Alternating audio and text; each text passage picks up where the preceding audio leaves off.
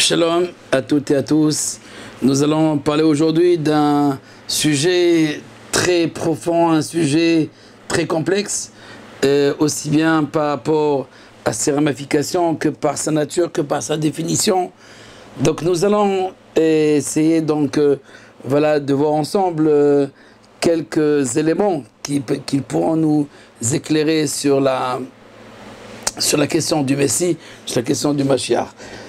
En attendant, bien entendu, avant de commencer vraiment, on va essayer de définir, parce que comme je disais, je faisais allusion donc à cette idée qu'il y a un problème dans même la définition même du Messie. Le Messie en hébreu, donc Mashiach, ce qu'on appelle Mashiach, qui est rapporté aussi bien dans la Torah, dans le Pentateuch, non pas le roi Messie, mais le prêtre, le prêtre qui est Mashiach. Alors Mashiach veut dire d'abord et avant tout loin de Dieu, celui qui a reçu donc l'onction, une personne qui a été consacrée donc à l'onction. Donc le mot en araméen Meshicha, Mashiach, Meshicha, qui veut dire aussi l'onction, l'huile. En arabe aussi, pour signifier, donc pour parler du Mashiach, on parle donc de Masih, comme Mashiach, c'est-à-dire aussi l'idée donc de l'onction.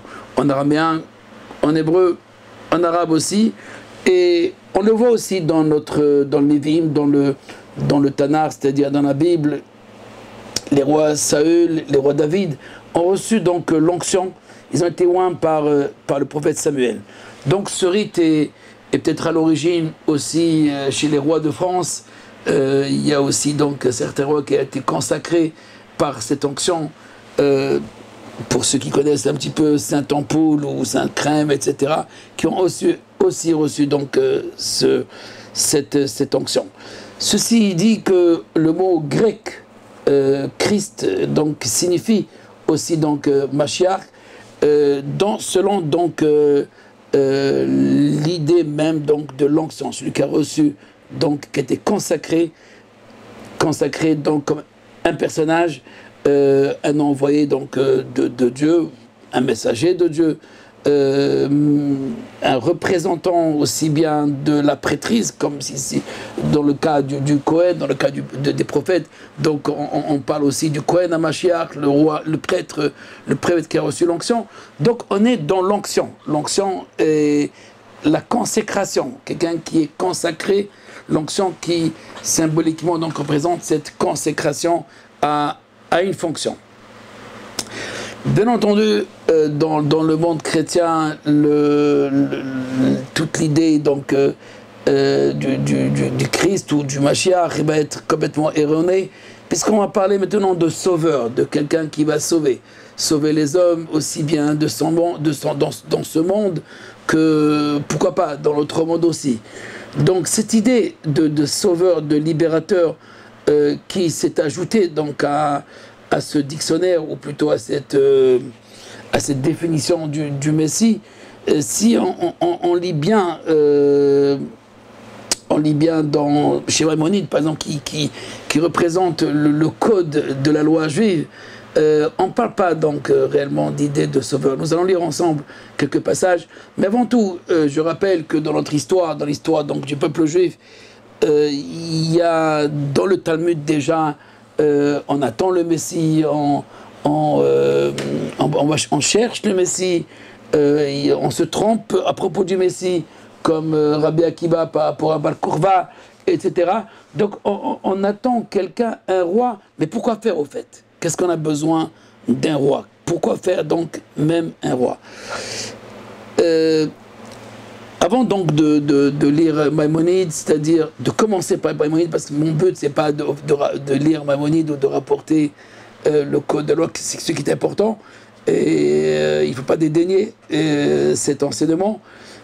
Je voudrais arriver donc à la dimension donc kabbaliste, la dimension métaphysique du Messie que nous attendons tous, au fait. Parce que même, c'est pas seulement les chrétiens qui ont fait donc du Messie l'idéal, l'idéologie, et même leur Dieu. Ils l'ont transformé en Seigneur. et Dieu. Mais même dans l'islam, il y a cette idée de Mahdi, c'est-à-dire au fait de quelqu'un qui viendra, qui reviendra, qui est mort déjà, donc c'est le 11e, je ne sais plus, le 10e ou le 11e imam, et qui donc reviendra, qui s'appelle le Mahdi, qui viendra donc. Chez les chiites, on ne trouve plus cette idée de l'attente, donc entre les guillemets, pour le moment donc de ce sauveur ou de celui qui va réorganiser donc le monde selon donc une structure ou selon un tribunal universel qui va gérer donc les lois de l'humanité. Tout cela, bien sûr, c'est, je dirais pas c'est d'anecdotes, mais c'est de la littérature, que beaucoup de gens y croient, mais nous allons, encore une fois, essayer de comprendre réellement le fin fond du Messie. C'est pour ça que j'appelle, au fait, le mystère, parce que ça reste quand même un mystère, même si le terme mystère nous rappelle le Hester, ce qui est caché, je dirais plutôt le sceau du Mashiach, le secret du Messie, pour répondre à un internaute ou une internaute donc, qui a posé la question pourquoi un mystère. Mais mystère parce que, en fait, chez les nations, et chez nous aussi, nous avons donc cette recherche, ou plutôt cette non-compréhension, et ça reste quand même un mystère, parce que chacun, au fait, chacun va définir le Messie à sa manière. On attendait que le Messie nous réunisse, nous rassemble, et voilà, on est rassemblés grâce aux sionistes, grâce à l'agence juive, grâce à l'ONU, etc. Donc, quelqu'un qui rassemble, on n'en a pas vu, quelqu'un qui nous a rassemblés, et pourtant une bonne partie, si ce n'est pas la moitié du peuple juif, qui est déjà sur la terre d'Israël. Donc, sans plus tarder, nous allons poser la première question, au fait, comment on est passé de loin, parce que Mashiach qui veut dire loin, celui qui a reçu l'onction, à l'idée donc de libérateur. Comment on est passé donc à cette idée donc de libérateur, sauveur plutôt. Sauveur, libérateur. Avant tout, je l'ai rappelé dans mon dernier article d'ailleurs que j'ai écrit il y a quelques années, à propos donc de la paracha que nous avons la semaine dernière, paracha Shoftim, où on parle de roi en Israël. Et donc on a vu qu'il y a une problématique de nommer, d'introniser un roi en Israël. La Torah nous dit dans le Deutéronome, dans le chapitre 17, je rappelle, quand arrivé dans le pays que l'Éternel ton Dieu te donne, tu en auras pris possession et il sera bien établi. Si tu dis alors, je voudrais mettre un roi à ma tête, à l'exemple de tous les peuples qui m'entourent. Écoutez bien, je voudrais mettre un roi donc à ma tête, donc nommer, introniser donc un roi, à l'instar donc des nations. Comme si la demande d'un roi n'est pas tout à fait légitime, et on veut ressembler aux nations. C'est le verset qui est contenu, à l'exemple de tous les peuples qui m'entourent. Parce que les peuples qui nous entourent, que ce soit la Syrie à l'époque, Achour, ou l'Égypte, etc., donc à droite, à gauche, en haut, en bas, il y a des rois, chaque peuple a un roi. Et le peuple juif n'a pas de roi. N'avait pas, pendant plusieurs centaines d'années, n'avait pas de roi. Ils avaient des shoftim, donc des juges, parfois des bons juges, des juges qui avaient l'inspiration de la prophétie, mais il y avait parfois des juges qui étaient à côté de leur pompe, ils n'étaient pas tout à fait des bons juges, ils n'étaient pas non plus, ils n'avaient pas des relations, plutôt une généalogie, ils ne descendent pas, donc ils n'ont pas une ascendance super comme Iftach, etc.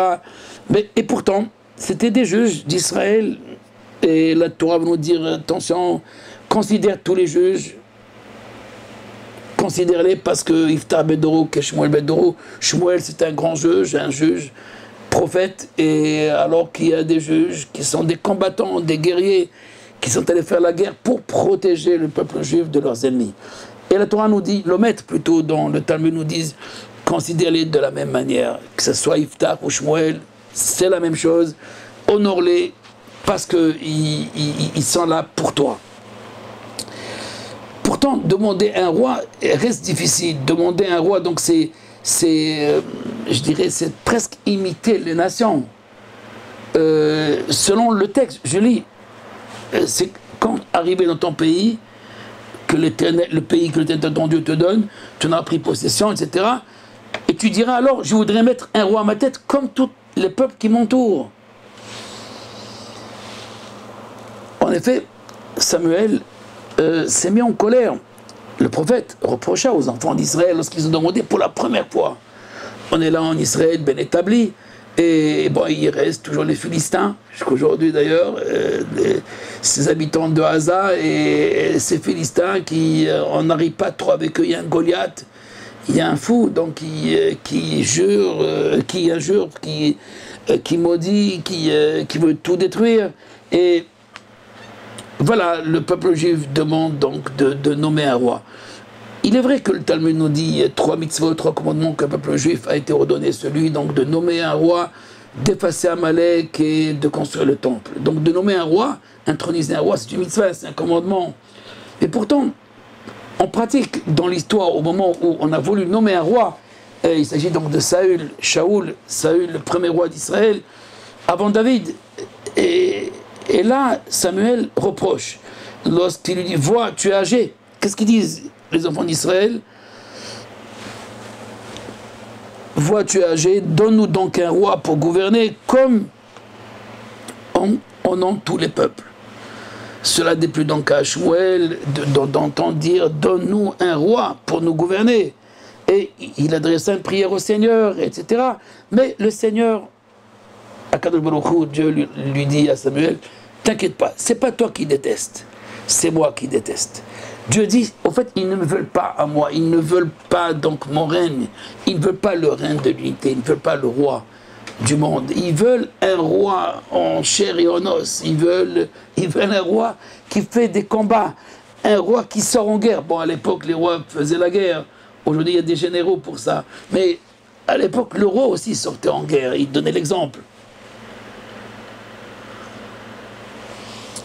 En tout cas, Samuel, Dieu calme Samuel, il calme le prophète Shmuel, il lui dit au fait, ce n'est pas toi qui rejette, c'est moi-même dont ils ne veulent plus pour le roi. Ils ne veulent pas à moi, dit l'Éternel, ils ne veulent pas comme roi. Donc l'idée du roi est quand même problématique, parce que voilà, il faut demander roi. Alors les commentateurs disent, oui, il y a roi et roi, il y a deux genres de rois. Il y a un roi qui lui... c'est le roi qui ressemble aux nations, qui utilise la politique, donc le politiquement correct. Et c'est un roi donc qui écoute le peuple, et un roi qui au fait, il peut être monarchie totale, mais aussi Saül, il écoute le peuple, et le peuple lui dit, écoute, pourquoi détruire tous ces animaux, ce bétail des Amalécites, gardons le bétail pour Dieu, pour faire des sacrifices. Et Dieu dit, qu'est-ce que j'ai besoin de ces sacrifices? Et Samuel leur dit, il vaut mieux entendre Dieu que de lui sacrifier des bêtes. Il est préférable d'écouter la parole de Dieu que de lui offrir des offrandes de ce genre. On va donc continuer donc dans cette idée de faire régner un roi, ou plutôt la problématique de faire régner un roi. Pour certains, quand le prophète ou les Urim et Tumim, c'est-à-dire dans ce pictoral, dans ce Rochen, le grand prêtre, donc il y a une prophétie, il y a un prophète qui dit « nommons un roi ». Alors dans ce cas-là, le roi, il a un aspect positif. Mais en tant que quoi? Qu'est-ce qu'il fait le roi? Si un juge résout nos problèmes, si un juge, le grand juge, le juge suprême, il est attaché à Dieu, croyant et craignant Dieu, donc il guide le peuple. Le prêtre aussi va aider à un niveau donc d'aider donc le peuple à évoluer à un niveau spirituel aussi. Donc qu'avons-nous besoin d'un roi? Quelqu'un qui fait la guerre, bon, on prend quelqu'un, dit tu t'occuperas de la guerre, point final. Donc c'est un roi, c'est pour faire les guerres, c'est un quoi? C'est pour les conquêtes, c'est quoi le roi? Donc ce roi Messie, il faut le comprendre, mais avant de comprendre Messie, il faut comprendre le roi. Pourquoi faire un roi? Il y a un roi qui, au fait, qui fait régner Dieu. Tout son affaire, c'est d'abord, la Torah nous donne des ordres à propos du roi. Loïr belonachim, pas trop de femmes, à savoir qui ne multiplie pas les femmes. 2, qui ne multiplie pas les chevaux, c'est-à-dire les richesses, qui ne multiplie pas... et qu'est-ce qu'il doit faire sans richesse, sans femmes, sans chevaux, sans Mercedes? Alors, c'est quoi ce roi alors? C'est quel genre de roi? Il écrira ce rouleau de la Torah que je t'ai donné, et il mettra sur son cœur, et il apprendra à craindre Dieu. Les man, il m'a lire à et Adonai, et l'orav seulement apprendre et enseigner la crainte révérentielle. C'est ça le roi. C'est tout. Donc pas d'argent, pas de femmes, pas de chevaux, pas de voiture, et qu'est-ce qui reste? C'est quoi ce pouvoir? Et il écrira.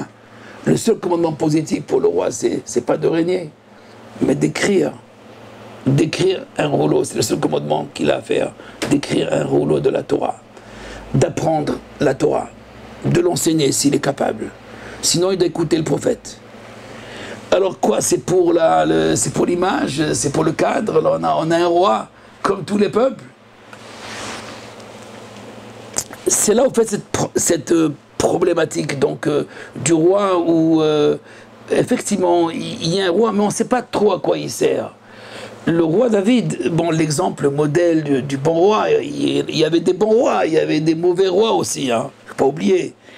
Ceux qui ont lu le livre des rois, donc dans la Bible, on en a de tout genre de rois.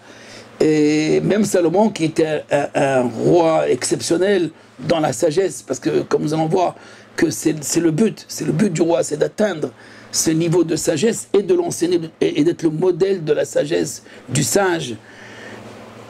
Et à propos de Salomon, oui, il écrit sa sagesse a dépassé tout l'Extrême-Orient, tous les Chinois, tous les Japonais d'époque, ou je sais pas, les Tibétains, et tous ces sages de l'extrême, de l'Asie extrême.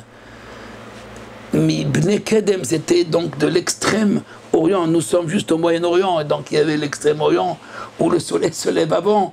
Eh bien, il y avait donc des sages là-bas, mais ces sages sont venus apprendre la sagesse du roi Salomon. Donc, à propos revenons donc à l'idée donc du roi, de la problématique du roi. Pourtant, les prophètes ont annoncé dans une situation difficile où on voit qu'on ne s'en sort pas avec ce genre de roi. Donc on veut dire, oh ben, Dieu, par les prophètes, leur dit, voilà, je vous enverrai. Vous allez avoir un roi, le Mashiach qui viendra, donc le fils de David, Mashiach ben David, de la lignée donc, de Ishaï. Et vous allez donc, ce roi qui gouvernera et qui vous amènera à moi, et donc qui ramènera le peuple juif donc à la tchouva, au retour, et surtout à cet amour de Dieu et à cette adhésion avec Dieu. Il y a dans le Zohar, on a déjà vu cette idée dans le Zohar, dans le Tikkunim aussi, quand on dit tu institueras un roi pour toi. Pour le Zohar, c'est la Shrina. Il faut instituer la présence divine sur toi. Il faut intégrer la présence divine. Il faut qu'elle fasse partie de toi. Tu habites avec moi. Tu habites dans ma présence. Tu es dans ma présence. Tu es avec moi. Je suis avec toi. Et donc, le roi, pour le Zohar, on l'a vu donc, dans le cours en hébreu donc, de Parashat Shoftim, ce Tikkun Zohar qui dit qu'en fait, le roi, c'est la présence divine. Et donc, on ne parle même pas d'un roi. Mais bon, il est vrai, il y a des prophéties qui annoncent pour la fin des temps la guerre de Gog et Magog et le Messie. Alors, donc, avant d'essayer de comprendre ce Messie des prophètes, que les prophètes, parce que la Torah ne l'a pas annoncé, elle a fait allusion, bien sûr, Bilam en a fait allusion, il y a une allusion aussi chez Jacob, mais clairement, explicitement, le Pentateuque ne parle pas d'un Messie. Il parle, oui, de quelqu'un qui a reçu l'onction, le prêtre qui a reçu l'onction, comme Samuel aussi, qui va faire l'onction aussi un roi. Donc une consécration de quelqu'un qui est consacré à un service. au service du peuple, au service de Dieu aussi. Donc avant d'essayer de comprendre dans la Kabbalah, ce qui est intéressant donc pour nous et pour nos auditeurs et auditrices, de comprendre justement cette idée du Messie. Donc je résume pour ceux qui viennent d'arriver. Donc le Messie, dans la Torah, on le voit quelqu'un qui a reçu l'onction. C'est tout. Mashiach veut dire Moshiach, c'est l'huile qu'on passe pour le consacrer sa tête. Elle doit être réservée, consacrée. Son esprit doit être consacré à craindre et à enseigner la crainte révérentielle, attacher donc les hommes à l'Éternel. Roi Messie, dans le Talmud, bien sûr, on en parle, chez les prophètes, on en parle, parfois clairement, parfois sous forme allusive. Mais nous allons aller, comme je disais tout à l'heure, chez Maïmonide pour résumer un petit peu cette loi orale, parce que dans la loi orale, ou plutôt dans le Talmud et dans la tradition rabbinique, où nous allons trouver d'une manière très explicite la fonction, le rôle, la définition même du Messie. Maïmonide, qui est le grand maître qui résume, qui synthétise donc cet enseignement oral de tous les sages qui l'ont précédé, écrit dans le livre, donc dans le dernier chapitre, 14e tome, Yad HaChazaka, donc le livre des rois, loi des rois et leur guerre aussi.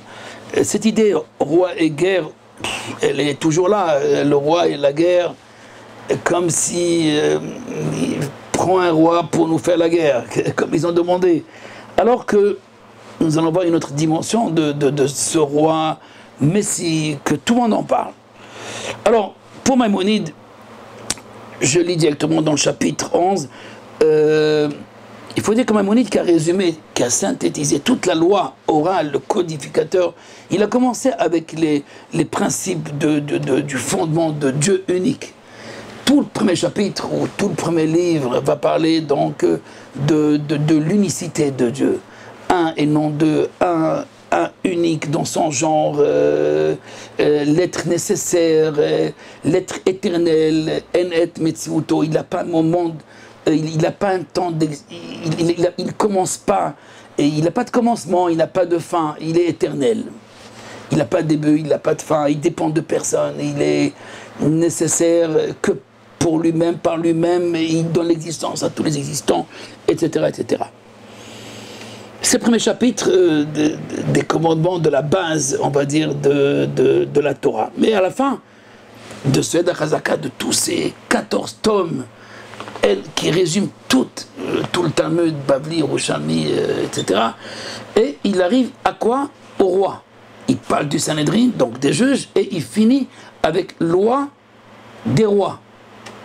Et dernier chapitre, le dernier chapitre sur les rois, il va parler du roi Messie. Le roi Messie se dressera et rétablira le royaume de David dans toute sa première vigueur. Il bâtit le temple et rassemble les exilés d'Israël. Toutes les lois, donc rassemble les exilés, toutes les lois sont restituées comme auparavant, à savoir tout ce que les lois qu'on ne peut plus accomplir à cause de la destruction du temple, etc. Le Yovel, la Shemitah, tout va revenir avec ce roi Messie, etc.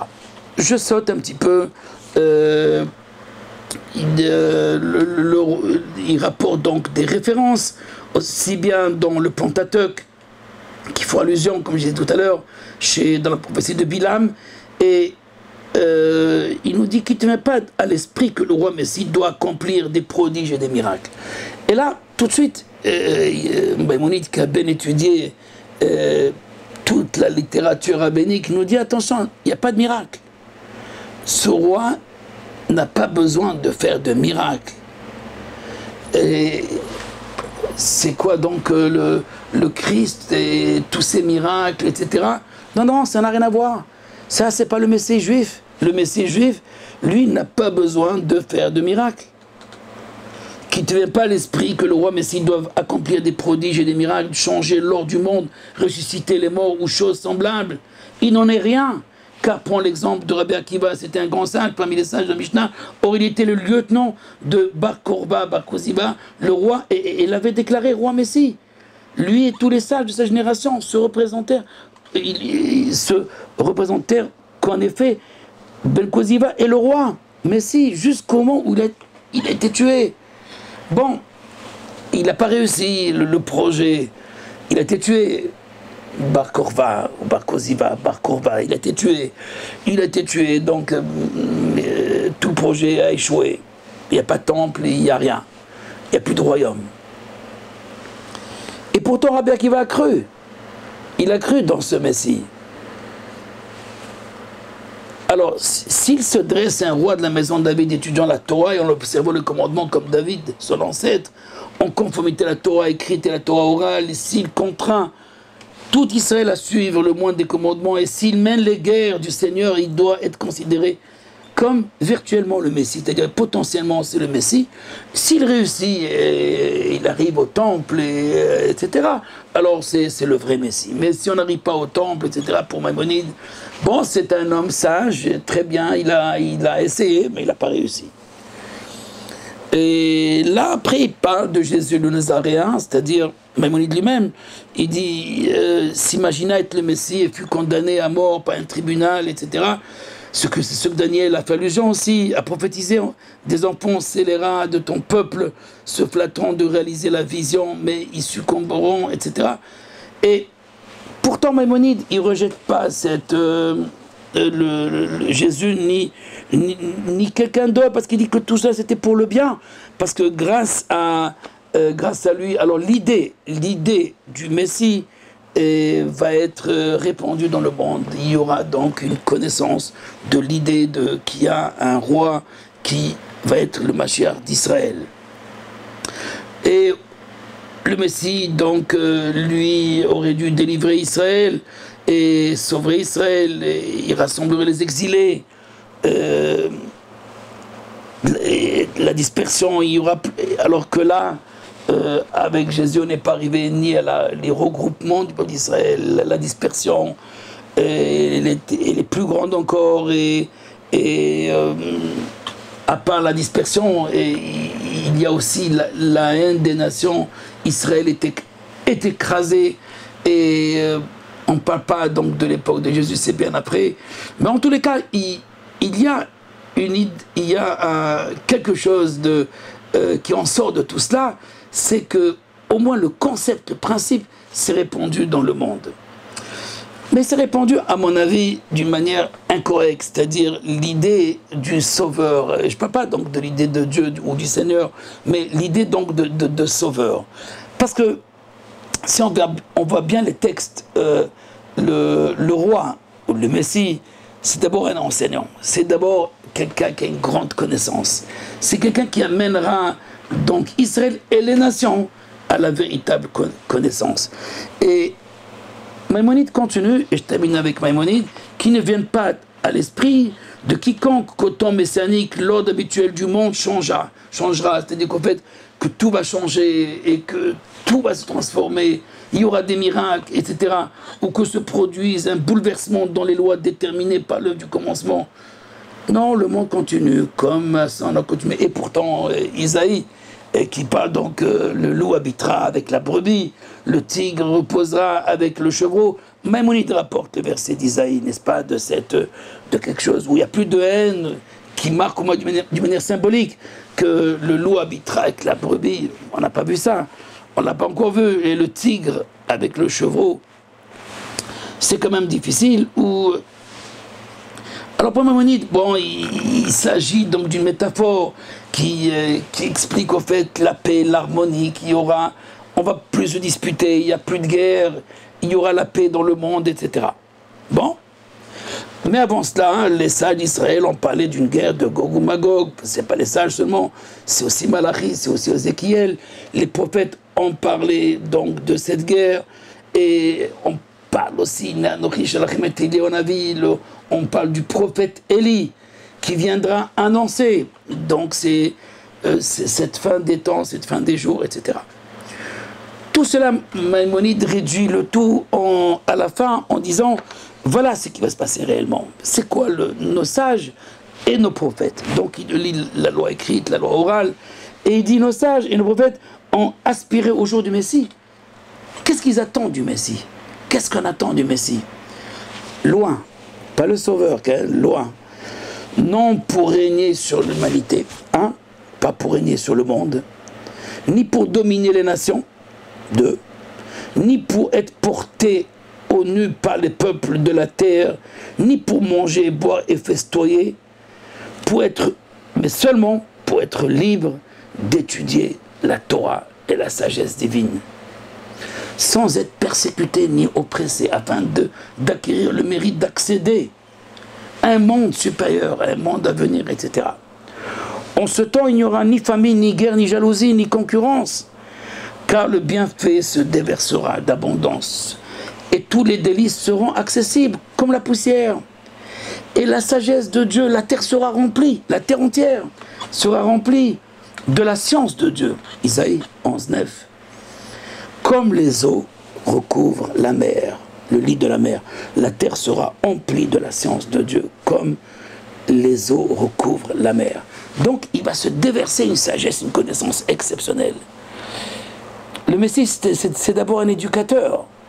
C'est un prophète aussi, il peut être prophète, pas obligatoirement, mais très proche de la prophétie, ce qu'on appelle le roi Kodesh.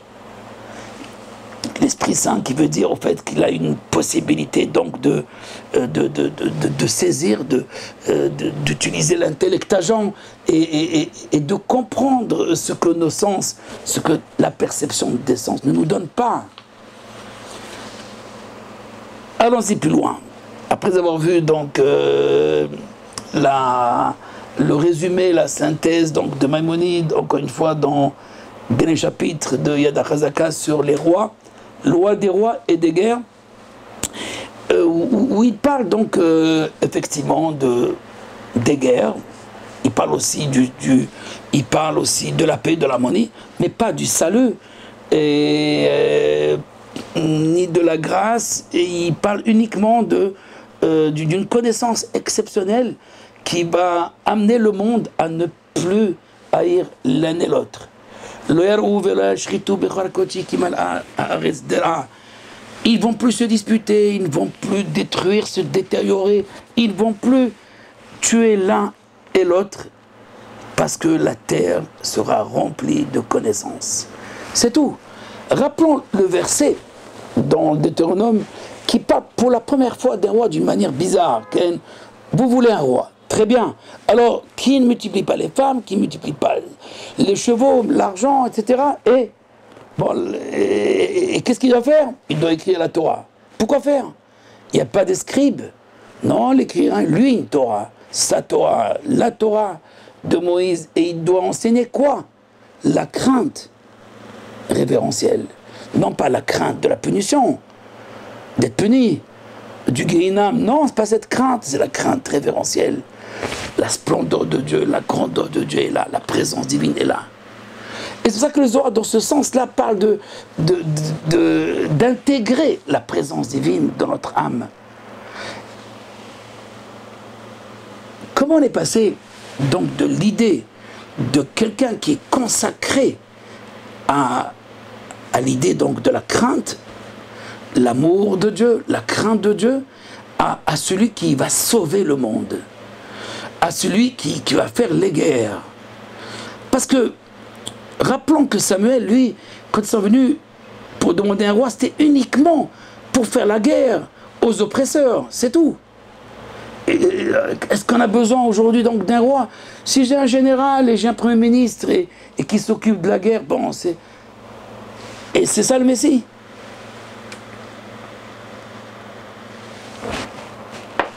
Sans plus tarder, dans la Kabbalah, mais aussi dans le Talmud, on fait allusion qu'il y a un Mashiach ben Yosef, un Messie fils de Joseph et un Messie fils de David. À savoir, il y a deux aspects qui sont un au fait, mais il y a deux aspects du Messie où il y a effectivement un roi du style Yosef, à savoir dans l'universel, et qui a un rapport avec les nations, politique ou même de guerre. Parce que le verset dit à propos de Joseph, Karnerehem Karnav, avec ses cornes, il encorne les nations qui veulent oppresser Israël. Karnerehem Baem Amiminagar. Bilam aussi parle de ce roi. de ce roi qui va tout détruire, qui va tout, roi juif, qui va tout casser, etc. Mais est-ce que c'est ça le Messie? Non, c'est... Alors, pour les kabbalistes, ou surtout le Gaon de Vilna, le premier qui, de manière très claire, ou qui définit dans son livre Kolator, le Mashiach ben Yosef, où il donne 156 fonctions, comme Tzion, la Gematria, valeur numérique de Tzion, et de 156, il va donner 156 fonctions, comme le nom de Yosef d'ailleurs, à ce Messie physiogène, mais surtout, c'est regrouper le peuple d'Israël, rassemblement des exilés. Il construit Jérusalem. S'il y a lieu de faire la guerre, oui, mais c'est surtout la construction. La reconstruction du peuple, rassembler le peuple, reconstruire la ville, les villes de cette terre qui était aride pendant des millénaires. Donc, Mashiach ben Yosef a ce rôle, je dirais, physique, matériel, de l'ordre de l'extériorité, mais de l'ordre aussi universel, parce qu'il ressemble aux nations, aux rois ou aux présidents, chez les nations qui cherchent le bien de leur peuple, de les protéger. La sécurité, l'économie, est-ce le Messie? Oui, pour le Hagra, c'est le Mashiach ben Yosef. Pour le Ramchal, dans son livre Kilat Hashem Tzevot, comme dans Mamara Geoula, il va plus loin dans cette idée de Mashiach ben Yosef. C'est pas seulement quelqu'un qui va rassembler le peuple, construire la terre, construire, on va dire, entre guillemets, l'État. Pour lui, le Mashiach ben Yosef, il va apporter aussi une connaissance. Il va faire descendre une certaine sagesse, la Chokhmah Stimas, une sagesse qui était cachée, va devenir dévoilée. Le dévoilement d'une connaissance qui permet l'unification, qui permet l'unité, qui permet de construire la Yechida, l'unité. Cette âme qui représente la collectivité, mais qui commence d'abord par la collectivité en sens donc du peuple d'Israël. Ensuite, plus tard, que toutes les nations vont se rassembler, vont tous monter sur le mont de Tzion et qui vont dire nous voulons servir aussi. On ne veut plus que ce soit un Dieu d'Israël seulement. Non, non, un Dieu pour tout le monde, pour nous aussi. Nous voulons servir votre Dieu, c'est notre Dieu aussi. Tous s'appelleront donc Dieu avec le même nom. Il n'y aura plus des noms différents, un seul nom. Beshem Echad, Vayomawi Adonai Echad, Ushmo Echad, même son nom sera un.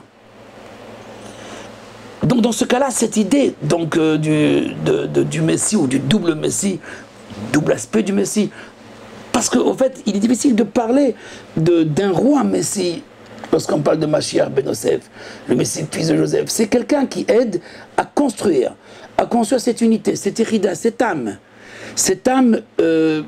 qui est le plus haut niveau de l'âme chez l'humain. C'est l'âme plus que d'un prophète. C'est l'âme plus que celui qui prophétise, qui connaît l'avenir, qui connaît le passé. Non, c'est lui qui connaît la sagesse, qui connaît le tout, qui englobe le tout. Et en même temps, il englobe toutes les âmes. En même temps, il englobe toutes les créatures. C'est pour ça que les versets chez les prophètes, ils parlent de Venaru Elav Kol Hagoyim des nations, viendront le voir aussi. Ils viendront se concerter parce que tout le monde va se retrouver dans un cul-de-sac. On ne s'en sort pas. Donc, on va chercher une solution. Elle ne sera pas politique. Elle sera divine. On va solliciter directement ce roi qui nous sort de l'impasse où on est entré. Mais qui prépare le peuple juif et les nations justement à cette connaissance. Parce que le but, que ce soit pour Maïmonide, que ce soit pour tous, le sauveur, c'est pas un sauveur, il te sauve pas de ta maladie, ou il te sort pas de ta prison, ou il te sort pas non plus du trou où tu t'es mis. Non, c'est toi qui dois t'en sortir, mais il va t'apprendre comment t'en sortir. Il va t'apprendre une connaissance où tu n'as pas besoin d'entrer dans le trou pour sortir. Tu ne rentres pas dans le trou. Tu ne rentres pas dans l'impasse. Parce que tu as cette connaissance qui est globale. Cette connaissance qui est cette chokhmah, sima, cette sagesse qui est cachée, qui devient révélée. Parce que le but, encore une fois, c'est cette connaissance. Et ce que dit Maïmonide aussi, nos sages et nos prophètes ont aspiré au jour du Messie, non pas pour régner sur l'humanité. Enlevez cette idée de votre tête. Il n'y a pas une recherche de régner sur l'humanité, ni dominer les nations, non plus. Il faut qu'ils viennent s'ils veulent venir. Si elles veulent venir, elles viennent. Si elles ne veulent pas, elles ne viennent pas. Donc, si les peuples veulent apprendre, ils vont apprendre. Mais ils apprennent leurs leçons à eux, qu'ils connaissent déjà. Mais dans une autre dimension, dans une dimension qui est celle, je dirais, de l'éternité. Dans le passage de la temporalité à l'éternité. C'est ce passage de la temporalité à l'éternité que le Messie doit venir. Parce que, pour le Ramchal, justement, dans le Mamara Ikarim, dans le livre des principes, où il reprend les principes de Maïmonide, les 13 principes de la foi, quand il parle du Messie, en aucun cas il le voit comme quelqu'un, comme un but à rechercher. Il le voit comme un moyen. Il dit qu'à la fin des jours où Dieu verra que ça ne marche pas, on reste dans la perception des sens, dans la connaissance exotérique, et dans le politique, etc., dans l'esthétique, dans la forme, etc. Et on essaie de résoudre les problèmes, non pas par rapport aux principes métaphysiques du monde, mais par rapport à ce qu'on conçoit dans notre petit esprit, dans notre intelligence, dans notre rationalité. Et là, ce roi, lui, va apporter, va amener d'abord le peuple d'Israël à cette connaissance qui est d'un ordre métaphysique. Mais on peut dire qu'avec Rabbi Shimon Bar Yochai, avec le Zohar, a commencé déjà le Messie. L'ésotérisme lui-même, c'est l'expression de la messianité. Donc, cette connaissance extrasensorielle, qui n'est pas liée au sens, à la perception des sens, comme la physique, comme les sciences, qui se basent sur la perception des sens.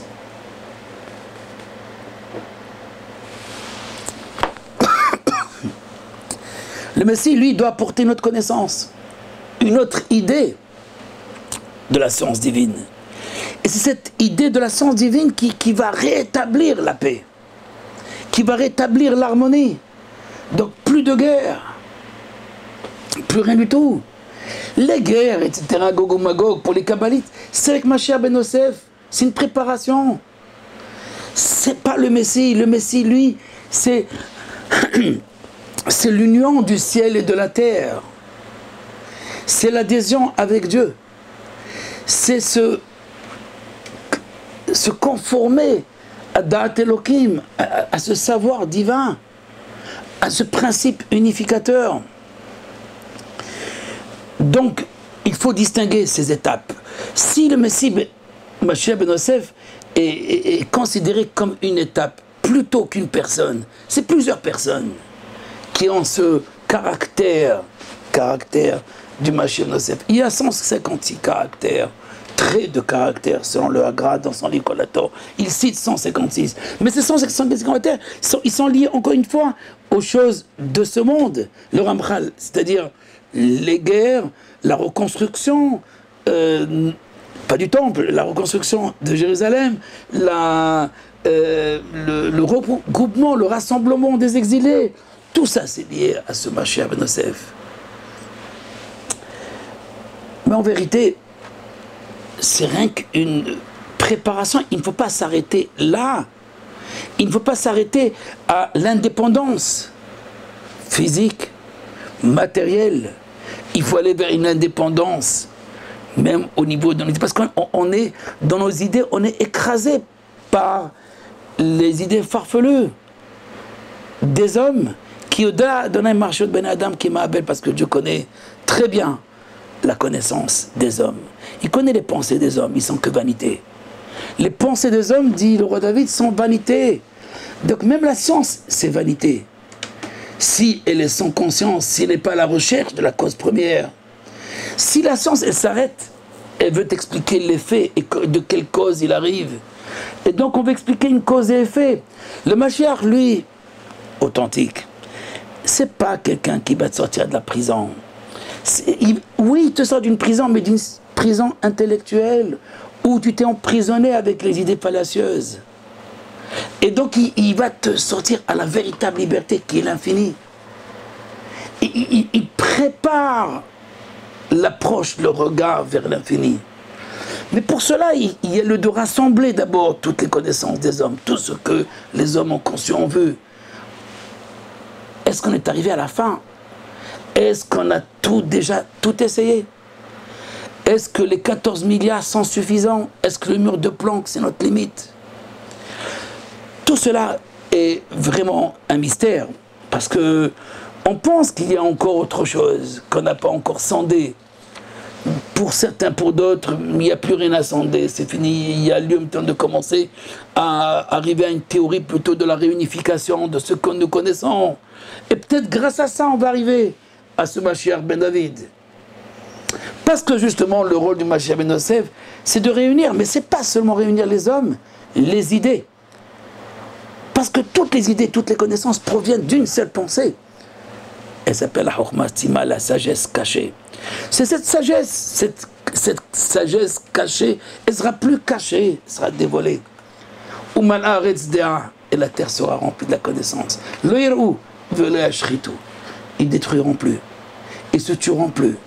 Le loup habitera avec l'agneau, etc., etc. Il y a une harmonie. Même dans la nature elle-même. La nature, elle subit une transformation grâce à la connaissance des hommes. C'est vrai qu'on a évolué grâce à la science. Il ne faut pas dédaigner. Mais il ne faut pas s'arrêter avec la science, avec la philosophie. Il y a lieu de continuer. De continuer, mais grâce à cette perception extrasensorielle, la voie de la prophétie, la voie initiatique. Et c'est elle qui doit nous amener nécessairement justement à ce Mashiach ben David. Parce qu'il faut préparer l'unification. Il faut préparer ce tikkun olam qui lui œuvre dans cette unification. Parce que le Mashiach, lui, c'est la cerise sur le gâteau. Il vient après cette œuvre, ce travail de Mashiach ben Yosef. Il faut réunir toutes les causes, ce que tu pensais qui était la cause. Non, c'est une cause qui est proche. Ce n'est pas la cause efficiente. Non, on n'est pas encore arrivé à la cause efficiente, parce que la cause efficiente, c'est Dieu lui-même. Même si certains astrophysiciens parlent du visage de Dieu avec les bosons de X, je ne sais pas, il y a vraiment une recherche de cette cause des causes, pas une théorie d'unification. Mais ce n'est pas seulement dans la physique qu'il faut le faire, c'est dans le social aussi qu'il faut le faire. Au niveau social, au niveau donc des nations, au niveau sociologique. Il y a lieu donc de réunir. C'est pour ça que Venaru Elav Kol Hagoyim, ce Messie, il est en porte-à-faux avec personne. Venaru Elav Kol Hagoyim, ils viendront tous le voir pour prendre conseil chez lui. Où on est entré, dans quelle prison on s'est enfermé, dans quel trou on s'est mis.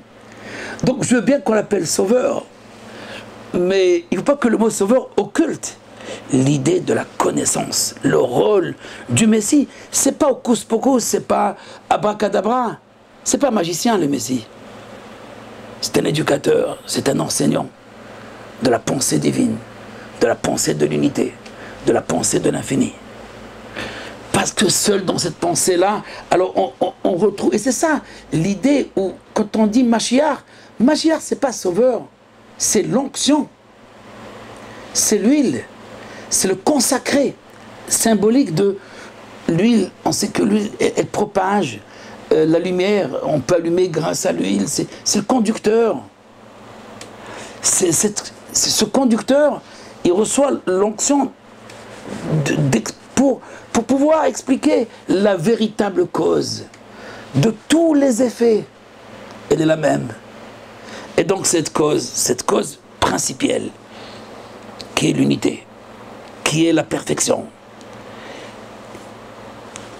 elle va arriver, elle est en train d'arriver déjà. Elle existe déjà. C'est là donc le sens aussi du nid d'oiseau. Dans la paracha, on parle de, j'ai parlé déjà j'ai un cours sur ce nid d'oiseau où on envoie la mère. Parce que la mère, c'est pas la véritable cause. La mère qui engendre des enfants, non. On voit la mère. Il y a une autre cause. Parce que notre sensibilité, bon, notre cause et effet. Non, non, il y a la cause des causes. Réveillons la cause principielle. La véritable cause, la cause authentique. Quand on est dans le règne du multiple, dans ce cas-là, la science n'a pas évolué. Mais la science évolue aujourd'hui parce que justement, il y a une recherche d'une théorie unificatrice. Unificatrice des forces. Une recherche d'une cause. Et c'est ça qui réunit. Parce que ce qu'on nous croyons cause, ce ne sont que des effets. C'est en retrouvant la cause que les effets s'unissent, parce que les effets deviennent un avec une cause. Mais quand il y a plusieurs causes, alors il y a plusieurs dieux, et il y a plusieurs idiomes de Dieu, il y a plusieurs idées de Dieu, il y a plusieurs aspects de Dieu, il y a plusieurs visages de Dieu. Mais non, encore dans la dualité, dans la multiplicité, dans le règne du multiple, c'est l'exil. On n'est pas sorti d'auberge. Parce que il y a encore cette, même si chacun appelle son Dieu, qui colle Elohim, les peuples aussi, Israël aussi, non, il faut arriver justement à l'être, c'est-à-dire à celui qui donne l'existence entière. C'est la Havaya, c'est le Yud Ke Vav Ke. C'est le nom imprononçable, ineffable, immuable, omniscient, omniprésent. Et c'est ça, au fait, cette connaissance, c'est la connaissance du nom. Le nom qui engendre tout cela. Cette idée donc de Mashiach ben Osei, je reprends un petit peu chez le Rambral, lui libère les âmes. Il libère les âmes des clipotes. Il sort les âmes des clipotes. C'est quoi les clipotes? C'est quoi les écorces? C'est les idées fallacieuses. Quand c'est bâti nous-mêmes, qu'on a bâti nous-mêmes, qu'on a construit, marchez votre béné Adam. Parce que même les prophètes, quand ils parlent, et ils nous parlent directement dans notre langage, fais ceci, ne fais pas cela, on est encore dans un niveau qui est très bas de la connaissance. Sur cela, ils ont dit, Hacham Adif Minavi, il est préférable un sage qu'un prophète. Comment? Un sage qu'un prophète? Oui, mais on ne parle pas de n'importe quel sage. Le sage qui a la science divine. Le sage qui saisit. Parce que le prophète, il va te donner du moussard, il va te donner quoi? De la morale. Fais pas ceci, fais pas cela. Oui, on a besoin d'une étape pareille. Ça, c'est les juges, ils peuvent le faire aussi. Mais la véritable prophétie, c'est la prophétie qui, au fait, qui anticipe la maladie. Qui anticipe la prison, qui anticipe l'enfermement, et qui anticipe, à savoir, elle voit les choses avant qu'elles arrivent. C'est-à-dire qu'en fait, les choses sont déjà là. Si tu as cette connaissance, tu sauras comment t'épargner, te protéger. Toi, te protéger. Personne ne te protégera si tu n'as pas cette connaissance. Il n'y a aucun homme qui peut sortir un autre de prison. Il n'y a aucun homme qui peut guérir un autre. Il n'y a que Dieu qui guérit. C'est le seul qui guérit. Ani Adonai Rofecha. Je suis le seul qui peut te sortir. Ani Adonai. Memito Mechaye. C'est moi qui tue. Il n'y a pas de Satan qui tue. C'est moi qui donne la vie. Quand on arrive à cette connaissance. Alors dans ce cas-là, on n'est plus dans cette dualité. On n'est plus dans cette fragmentation de la pensée. Loin, c'est le véritable. C'est la véritable traduction. L'erreur dont je parlais, l'erreur dans le Messie, c'est de croire qu'il va me sauver. Je ne fais rien du tout, je vais te sauver de toutes les façons. Je vais te sauver, c'est un sauveur. Non. Je veux apprendre de sa connaissance. Velamad, il va apprendre et il va enseigner la crainte révérentielle. C'est quoi la crainte? La véritable sagesse, c'est la crainte. Dit le roi Salomon, il y a une seule connaissance, il y a une seule sagesse, celle qui t'amène à la cause principale. Mais pas pour détruire les mécréants, entre les guillemets, pas pour détruire ceux qui dévient, c'est pour les réparer, c'est pour les ramener, c'est pour ramener le tout et rétablir tous dans une harmonie. Je ne vais pas aller plus loin parce que on risque de dévier de notre sujet.